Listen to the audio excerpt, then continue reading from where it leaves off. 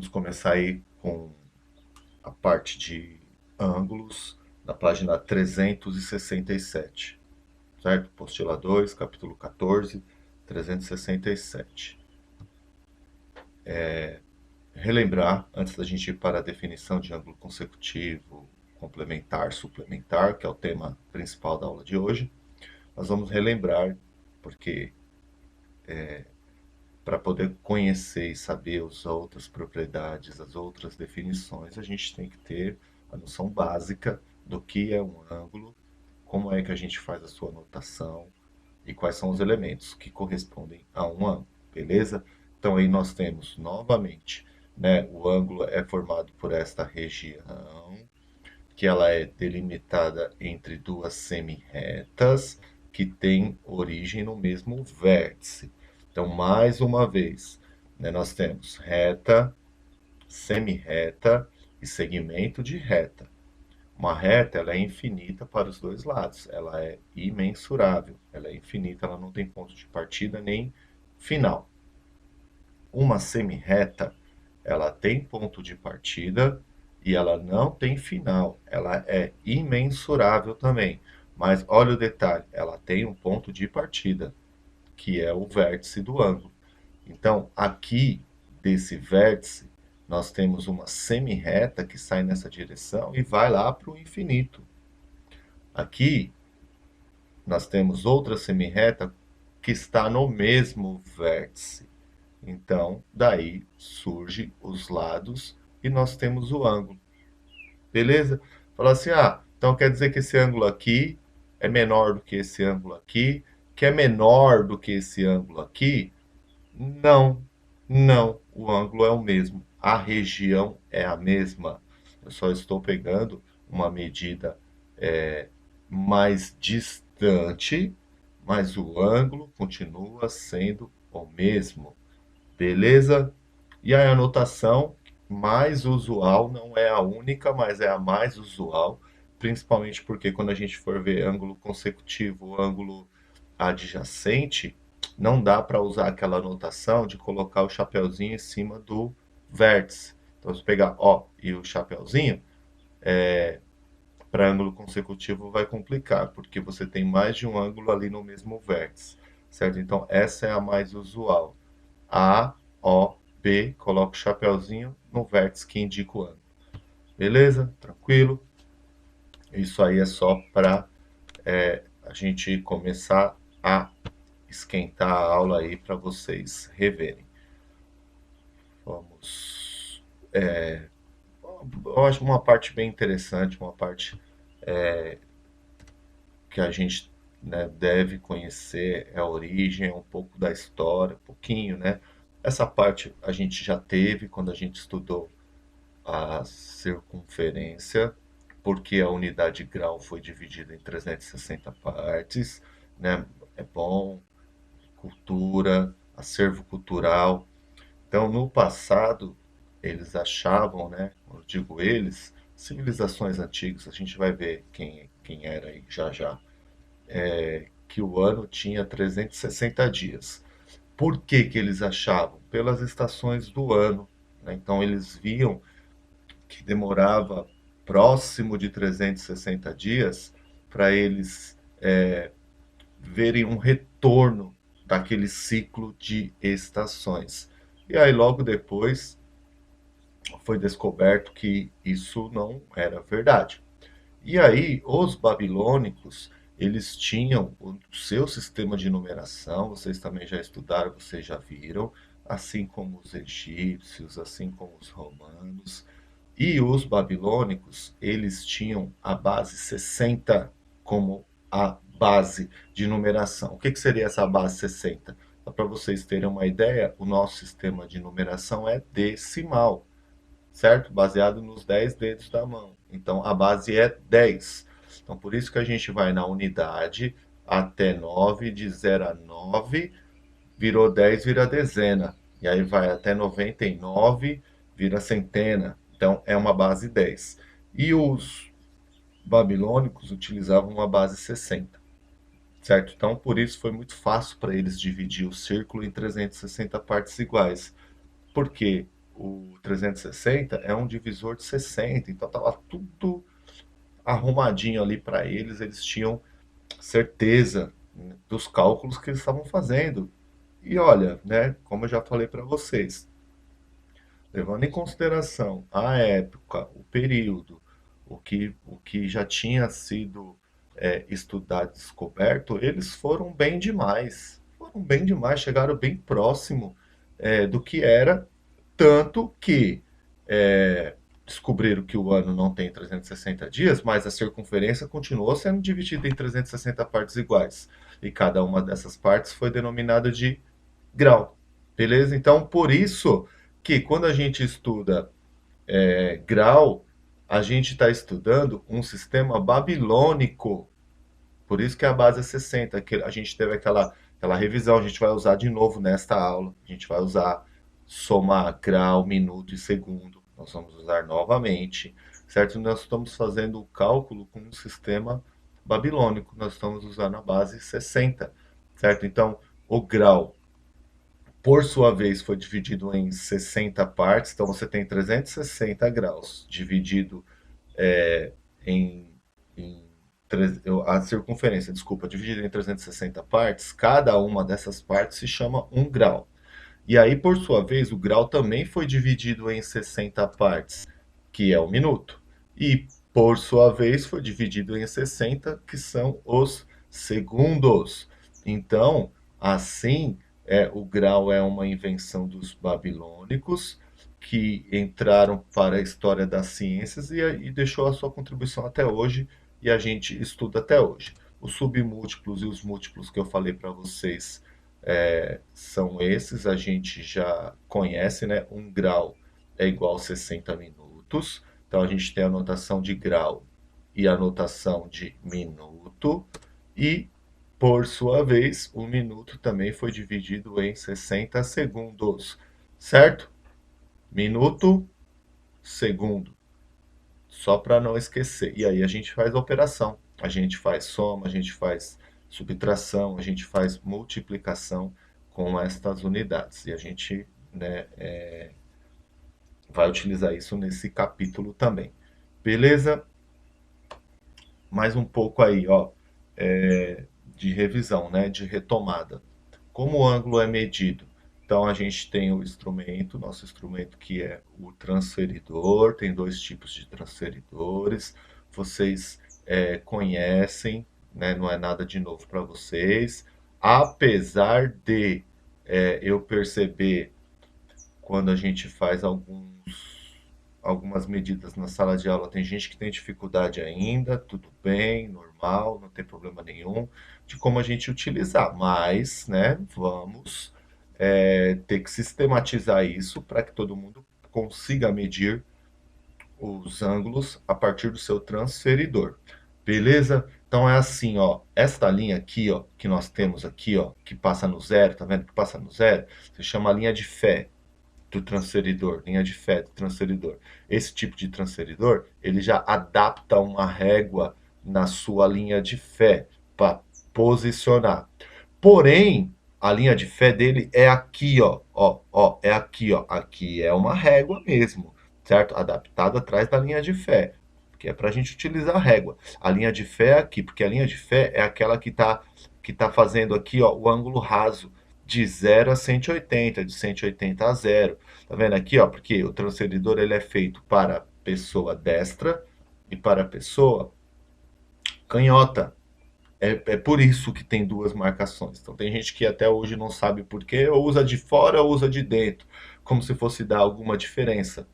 Se você é destro, provavelmente você vai usar de dentro. Se você é canhoto, provavelmente você vai usar de fora, porque na hora que você coloca, fica mais fácil de você riscar com a sua mão esquerda, usando a marcação de fora. Quem é destro, provavelmente usa de dentro, mas também não tem uma regra. Pode ter destro que quer usar de fora, sabe? Não tem problema. Você tá vendo aqui? É a mesma coisa, ó. Desse lado, quem for usar por dentro vai começar por aqui, 0. Olha lá, do outro lado é a mesma coisa, ó. Tá vendo aqui, ó? 0. Quem for marcar por dentro vai aqui no 0. Quem for marcar por fora tem que ir para o outro lado, porque o 0 de fora está do outro lado. Olha lá, 0,180, 0,180. Beleza? Então, é isso aí. Por dentro ou por fora, é simples questão de adaptar a sua mão do jeito que fica mais fácil para você traçar, certo? A linha de em cima de uma daquelas semi-retas. A semi-reta, você vai colocar a linha. Então, assim, ó, gira o seu transferidor, não tem problema, gira para cá, gira para lá, desde que a linha de fé fique em cima de uma das semi-retas, qualquer uma, aquela que você escolher, aquela que for mais fácil de você manusear. E a mira do seu transferidor, adivinha onde tem que ir? Adivinha onde tem que ir? Óbvio, né? No vértice, certo? Então, por isso que a gente reviu lá. Assim, ó, conheça os elementos. É natural eu ter tido dificuldade até agora. Treinem. Olha lá, os elementos do ângulo. Já foi colocado lá para vocês. Tem duas semi-retas e tem um vértice comum a essas semi-retas. A linha de fé, a linha de fé, a linha de fé, que não é a régua, quando você for usar isso aqui, ó, a linha de fé é aquela que passa do 0 ao 180, tanto nesse quanto aquele. Que nem, por exemplo, aqui em cima, ó, aqui em cima nesse aqui não é a linha de fé, certo? Olha lá, olha aqui, ó, 30, 170. Não é a linha de fé. A linha de fé é o que está passando do 0 ao 180, certo? A linha de fé. Coloca em cima de uma das semi-retas, para ela ficar retinho em cima de uma das semi-retas. Aí você vai com a sua mira e coloca exatamente em cima do vértice. Pronto, matou. Aí você consegue calcular tranquilamente aí e ver onde que a outra semi-reta está batendo, e aí os graus tem aquele ângulo. Beleza? Bom, ângulos consecutivos ou adjacentes. Na apostila de vocês está separado, mas eu acho melhor a gente já entender isso, porque pode ser que depois dê um nó. Principalmente porque no ensino médio a gente utiliza muito essa palavra adjacente, a gente utiliza relações que envolvem a palavra adjacente. Então, por exemplo, quando a gente for estudar trigonometria, que é o famoso seno, cosseno e tangente, vocês vão ver os professores falarem assim: olha, o seno é o cateto oposto pela hipotenusa. O cosseno é o cateto adjacente pela hipotenusa. A tangente é o cateto oposto pelo cateto adjacente, a famosa relação coca, cateto oposto em cima, cateto adjacente embaixo. Viu como matemática, eu sempre mostro para vocês que ela é uma construção de alicerce. Então, assim, ó, como é que você vai entender lá no nono ano a relação tangente, por exemplo, que é cateto oposto pelo cateto adjacente? Se você não entendeu agora o que é um ângulo adjacente, para que você possa identificar de maneira correta, certo? Então vamos começar pela palavra adjacente, que se você pesquisar no seu dicionário, você vai ver que ela é uma palavra da língua portuguesa, não é uma palavra matemática, como muita gente julga. A palavra adjacente significa estar junto, vem de estar junto. Opa, olha só, adjacente, estar junto, certo? Então, se eu falo de ângulos consecutivos, são ângulos que estão juntos? Sim, são elementos que estão juntos. Tá, então por que consecutivo e adjacente, separado? Tá lá, olha lá. Dois ângulos são consecutivos quando possuem o mesmo vértice e um lado em comum. Ponto final. Ele não colocou mais nenhuma condição. Para você dizer, ó, olha aqui, ó, eu tenho um ângulo beta e eu tenho um ângulo alfa, certo? São ângulos consecutivos? Sim. Por quê? Eles precisam dividir o mesmo vértice. É o mesmo vértice para o ângulo alfa e para o ângulo beta? Sim. Eles estão dividindo um mesmo lado? Sim. O lado B aqui, ó, digamos aqui, ó, o lado B, o lado do ponto B, serve para o ângulo beta e serve para o ângulo alfa. Ponto final. São consecutivos. Por isso que tá escrito lá embaixo, assim, ó, que tem uma. Exatamente quando a gente estuda conjunto numérico. Todo natural é inteiro, mas nem todo inteiro é natural. Vocês vão ver que a gente vai começar a usar essas relações de condição bastante em matemática, porque vocês vão começar a entrar agora em álgebra, né? Então, vai ficar bem comum para vocês esse tipo de condição que a matemática impõe. Então, aqui, ó, nós temos dois ângulos consecutivos, são adjacentes se não tem pontos internos em comum. Então, vocês viram que aqui, ó, para ser consecutivo, ele só precisa dividir o mesmo vértice em um lado. Para ser adjacente, ele precisa não dividir pontos em comum. E aqui ficou meio ruim essa imagem que eu coloquei aqui, ó, mas vamos lá, vamos tentar ver aqui, ó. Ó, nós temos o ângulo AOC, que está representado pelo traço vermelho, a região vermelha. Nós temos o COB, que está representado por um azulzinho ali, já parecido com o verde que está lá por cima. E aí nós temos o AOB, certo? Que é aquele que está mais na frente ali, aquele verde mais claro, certo? A relação de consecutivo e adjacente vem daí. Então, se eu pegar aquele ângulo lá, o AOB, o inteiro, ele divide pontos, né? Divide região com essa semi-ré que está passando no meio? Sim, se eu for pintar tudo aquilo lá, tá vendo? Ele vai juntar o vermelho com o azul. Juntou o vermelho com o azul. Esse seria o adjacente. Se eu utilizar apenas o vermelho e o azulzinho de baixo, eles são só consecutivos. É só isso. É só isso. Tá? Vai ficar mais claro depois nas relações, mas assim, o que tem que ficar a gente não vai utilizar muito consecutivo, vocês vão ver, né? É uma definição que a gente não vê se desdobrar nos conceitos que virão para os ensinos próximos, de maneira assim muito efetiva, agora adjacente sim. Beleza? Beleza? Então vamos lá. Qualquer dúvida é só deixar aí, a gente retoma. Certo? Todo ângulo adjacente é consecutivo, nem todo consecutivo é adjacente. Bom, agora nós vamos falar da classificação, alguns ângulos que eles são bem utilizados, né, pela gente, a gente acaba vendo muito. Se vocês estiverem acompanhando a apostila aí, está na página 370 agora, certo? A gente avançou essa explicação até a 370. E aí nós temos o ângulo reto, é aquele cuja medida é de 90 graus, está apresentado aí, não precisa de muita explicação, certo? Nós, inclusive, já construímos no sexto ano, né, ângulo reto assim, utilizando esquadro e régua. Nós temos o ângulo raso, que é aquela medida que é igual a 180, o ângulo raso, o ângulo de 0 graus, o ângulo de 180 graus, que é aquela parte do transferidor. Esse também é bem comum, a gente já sabe muito bem, acredito que não tenha muitas dificuldades. E o ângulo agudo, aí sim, confunde bastante, ângulo agudo e ângulo obtuso. Porque isso depois vai nomear os triângulos, triângulo obtusângulo.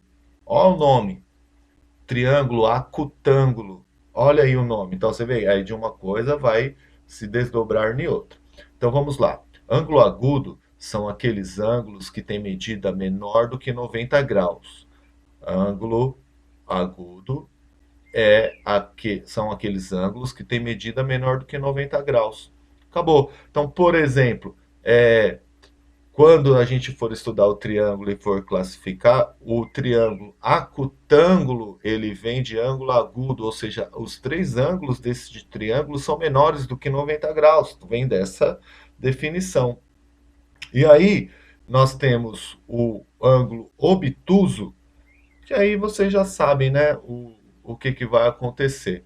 O ângulo obtuso é aquele que a medida é maior do que 90 graus. É aquele que a medida é maior do que 90 graus. Aí nós teremos o triângulo obtusângulo, ou seja, um dos seus ângulos será maior do que 90 graus. E aí nós teremos o triângulo retângulo, que um dos seus ângulos é reto, é 90 graus exatamente. De onde vem, por exemplo, aquelas relações trigonométricas que eu disse para vocês, seno, cosseno e tangente, vem do triângulo retângulo. Beleza? Tranquilo? Aí também está na apostila de vocês, para vocês estudarem melhor. Bom, o ângulo giro é aquele que dá um giro completo de 0 a 360 graus. Nós vemos nos esportes muito, né? Então, quando a gente vê skatista, surfista fazer manobra, fez uma manobra de 360, fez uma manobra de 720, fez uma manobra de 940, né? Tá todo relacionado ao ângulo de giro. Então, quando a gente faz uma manobra de 360, né, então ele sai de um ponto, retorna. Se ele faz uma manobra de 720 graus, significa que ele deu duas voltas em torno do seu próprio corpo. Isso aí vocês também já dominam, acho que é tranquilo. Beleza? Vamos prosseguir. E aqui eu vou deixar só um resumo, tá? Aqui é uma espécie de resumo para vocês estudarem, né? Não tem muito o que explicar fora do que já foi explicado. Aqui está mostrando 90 graus, 40 graus, mais ou menos. Lembra da aula de estimativa? Lembra da aula de estimativa? Então, assim, ó, quando a gente tem o conhecimento sobre os ângulos, eu também preciso fazer uma estimativa sobre um ângulo. Então vamos supor que não estivesse, né, aqui, ó, 30 graus. Que uma pessoa te pergunte assim, ó, mais ou menos quantos graus você acha que tem essa rampa aí? Né? Qual que é a inclinação? E aí você não tem noção nenhuma. Por exemplo, você falar assim, ó, eu acho que deve ter uns 100 graus. Aí você fala, meu Deus, 100 graus, 100 graus. Primeiro que assim, ó, olha aqui, ó, ó, é um ângulo agudo é um ângulo que é menor do que 90. Olha aqui, ó, 90 estaria aqui. Aí você toma como base o de 90, você toma como base o de 90, aí você fala assim, caramba, tá bem, né, mais baixinho um pouquinho do que a metade. Sei lá, deve ser uns 30 graus, 35, 40 graus. Aí fala, opa, beleza, fiz uma estimativa. Agora eu não posso estimar um ângulo desse, uma rampa que mede 100 graus, certo? Da mesma forma que eu tiver um ângulo desse aqui, ó, que eu vou falar assim, olha, eu acho que deve ter uns 30 graus, deve ter uns 50 graus, ou até pior, deve ter 90 graus. Mas como deve ter 90 graus se o de 90 é exatamente o ângulo reto? Então você vai falar o quê? Na hora de você fazer a sua estimativa. Você vai falar assim, olha, eu não sei exatamente, preciso de um transferidor aí, ou de um instrumento que meça ângulo, mas eu sei que é um pouco maior do que 90 graus. Aí você fala, olha o conhecimento acumulado, certo? O acervo cultural é isso. Então, isso aqui é para que vocês tenham uma noção um pouquinho e saibam estimar os ângulos. Beleza? E agora, isso aqui sim, isso aqui agora vocês vão usar até o resto da vida escolar de vocês, vocês vão usar ângulo suplementar e ângulo complementar, certo? Ângulo complementar. São ângulos que se complementam, né? Ou seja, a sua soma resulta 90 graus. Ponto final. São ângulos que a sua soma resulta 90 graus. Então, coloquei aqui um exercício. Olha aqui. Preciso escrever que este ângulo, a soma dele dá 90? Não, eu estou vendo que é um ângulo de 90. Está aí marcado que é um ângulo de 90 pelo seu símbolo, né, de ângulo reto. Aí ele está colocando um pedacinho é 15 para eu descobrir o outro pedacinho que é x. Quanto que é o pedacinho que é x? Vou fazer a operação inversa, certo? Se o x mais 15 tem que dar 90, porque eles são complementares, 90 menos 15 eu vou descobrir quanto que é o x. Tranquilo, certo? E os ângulos suplementares são aqueles que a soma resultam em 180 graus. Né? Aqui, mesma coisa. Preciso escrever que esse ângulo aqui mede 180 graus? Não, no exercício não vai estar escrito que mede 180 graus. É aquela sua percepção, né, de conhecer os símbolos. Então, bom, então beleza. Então aqui, ó, daqui até aqui tem 180. Se esse aqui tem 70, como é que eu faço para descobrir quanto que vale o x? Certo? Vai ficar para vocês pensar, não vou dar a resposta pronta aqui para vocês. Para finalizar, só vou dar uma dica, né, daquelas minhas dicas meio maluca que serviram para mim, e pode ser que sirvam para vocês também, não é uma regra, né, da matemática. Eu confundia muito, eu confundia, provavelmente vocês vão confundir, porque assim, ó, uma soma dá 90, outra soma dá 180. É simples, complementar a soma dá 90, suplementar a soma dá 180. Só que lá na hora, e aí? Putz, e agora? O complementar é 90 ou é 180? O suplementar é 90 ou 180? Sabe como eu memorizei, como eu consegui ali tirar, separar na cabeça? Super, super, sul de super, superior.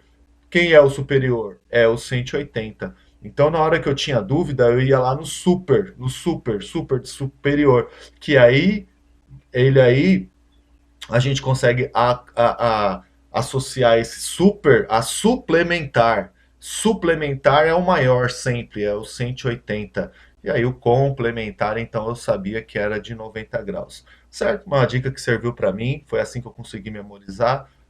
A partir daí que eu consegui fazer essa associação, eu não tive mais dúvidas. Pode ser que ajude vocês. Suplementar, de super, superior, é o maior possível, que é o de 180 graus. Certo? E aí o outro, complementar, por sua vez, é o de 90, porque só tem essas duas opções, ou é 90 ou é 180. Certo? Agora nós vamos entrar no capítulo 15, certo? A aula vai ficar extensa, mas são aulas que se complementam. Eu não vi por que dividir em dois capítulos diferentes, certo? A gente já dividiu o capítulo 14, isso aqui é rápido, né? Bissetriz. Única coisa que vocês vão ter que fazer é treinar. Eu sei que às vezes treinar sozinho, uma matéria nova, pode se tornar um pouco complicado, mas aí vocês sabem que, né, estarei disponível para tirar dúvida, para ajudar vocês. Vou explicar aqui da melhor maneira possível para que vocês consigam, não é nada muito difícil. A gente vai ter que manusear o nosso compasso, certo? Então, se você não pegou, na hora que você for fazer, pegue o seu compasso, que nós vamos utilizar o compasso agora para poder construir a bissetriz de um ângulo. A definição de bissetriz é a coisa mais simples que existe. Bissetriz é uma semirreta que passa no vértice do ângulo, dividindo este ângulo exatamente ao meio, do jeito que está ali. Olha aqui, ó. Ó, se o ângulo de cima é alfa, o de baixo é alfa. Tá lá o nominho dela aqui, ó, bissetriz. Certo? Olha aqui, quem é a bissetriz aqui? A bissetriz é o C, certo? É a semirreta que está passando pelo ponto C. Olha o que ela fez. Ela dividiu 20 graus em cima, 20 graus embaixo. Acabou, é só isso, certo? Bissetriz é, tá lá, tá a definição aí para vocês. Bissetriz de um ângulo é a semirreta que tem origem no vértice desse ângulo e divide-o em dois ângulos de medidas iguais. Acabou, é só isso. Ah, o que nós vamos fazer com essas bissetrizes aí? Nós vamos resolver equações mais para frente, como eu já falei, já repeti algumas vezes. Tudo isso é uma preparação para vocês entrarem em álgebra, né, que ele vai colocar um x, uma incógnita em algum lugar aí, e a gente vai em busca de encontrar essa incógnita na matemática, o nosso famoso x. E nós vamos usar esses conceitos. E aí, quando vocês forem passando pela apostila de vocês, vocês vão ver que a primeira parte ali conta a história, tem a definição. A segunda parte, ele ensina a construir a bissetriz a partir de um losango. Podem tentar, acho difícil, não é um método usual, não é um método que eu usaria, porque existe uma construção de bissetriz muito mais simples e muito mais eficiente. Com dois riscos, você constrói a bissetriz, que é o que eu vou mostrar para vocês, que é o que eu vou explicar para vocês, que está na página, então vocês vão ver que é a mesma construção de bissetriz. E outra, existe por outros métodos também. Fora esse do losango aqui, tem do hexágono. A gente pode construir de diversas maneiras diferentes a bissetriz de um ângulo. Essa que eu vou mostrar para vocês está na página 384, que é a simplificação da construção da bissetriz de um ângulo. Bom, ó, traçamos um arco com a ponta seca do compasso no vértice V do ângulo, que intercepta os dois lados do ângulo nos pontos A e B. Olha aqui, ó, o que ele fez? Ó, ponta seca e a ponta do grafite, certo? Coloca a ponta seca no vértice do ângulo. Abertura, qualquer abertura, certo? Só não deixa muito pequenininho, porque aí quanto menor, mais difícil de traçar. Pega o compasso, abre, coloca a ponta seca aqui, ó, no V do vértice do ângulo, e aí o que você vai fazer? Vai riscar. Riscou, certo? Quando riscou, vai fazer o arco. O que você faz para uma melhor organização? Escreve lá, ponto A, ponto B, onde cruzou a semi-reta, certo? Escreve lá, ponto A, ponto B. Você pode agora deixar com a mesma abertura, ou que você já fez o risco, ou você pode abrir mais para ficar mais fácil de tratar, não importa, certo? A abertura pode ser a mesma, só não pode ser menor, né? Porque aí a bissetriz vai ficar para trás. Você pode deixar da mesma abertura, ou você pode abrir mais o seu compasso. Simples agora, vai pegar a ponta seca, vai colocar num vértice A, por exemplo, e vai riscar. Cuidado para não mexer, certo? Que a partir do momento que você fez o primeiro risco, tem que estar aberto da mesma forma o seu compasso. Vai lá no outro ponto, que no caso é o B, risca de novo. Simples assim, certo? E aí o que vai acontecer? Calma aí que eu sumi aqui, meu Deus. O que eu fiz aqui? Bom, o que vai acontecer é que quando você fizer esse passo, ó, colocou a ponta seca aqui, riscou, marcou aqui, colocou a ponta seca aqui, riscou, tá, marcou aqui, você vai ver que esses dois riscos vão se encontrar em um pontinho aqui. Então tem que tentar ser o mais preciso possível.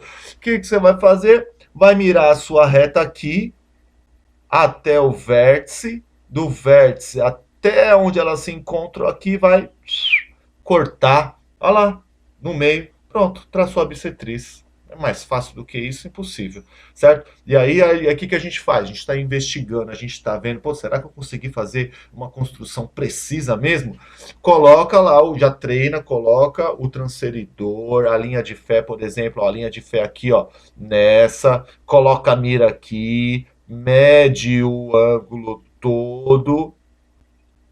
Vou pegar um número bem fácil, por exemplo, 60 graus. Ah, deu 60 graus. Bom, se deu 60 graus, a sua bissetriz tem que ter dividido ele em 30 em 30. Aí você mede aqui, ó, será que do A até aqui tem 30? Daqui até o B tem 30 também? E assim você vai conseguir fazer, você vai conseguir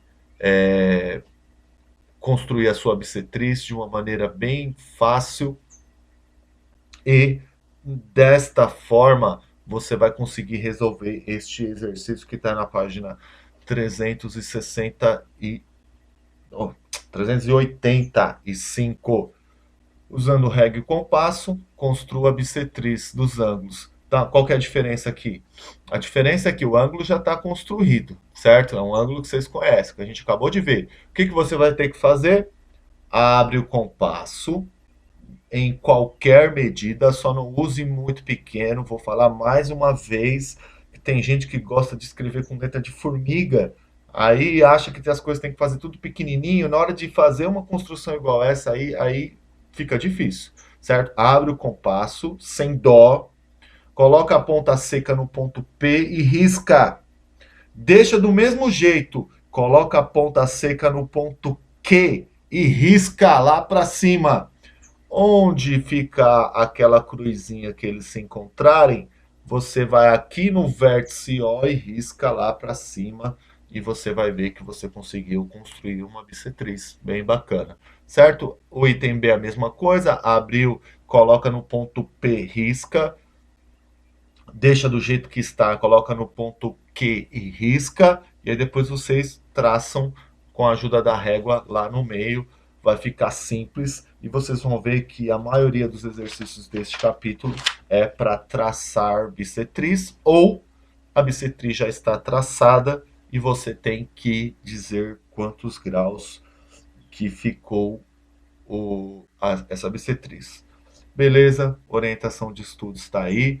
Então está dividido nos dois capítulos, certo? Capítulo 14, capítulo 15.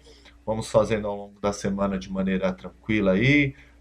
Você pode olhar que eu selecionei alguns, eu não passei todos. Quiser fazer todos, ótimo. Esse é o mínimo que vocês devem fazer para poder assimilar bem e ter certeza que entendeu esse conteúdo. Beleza? Espero vocês na live. Boa aula. Abraço. Valeu. Obrigado pela aula. Valeu.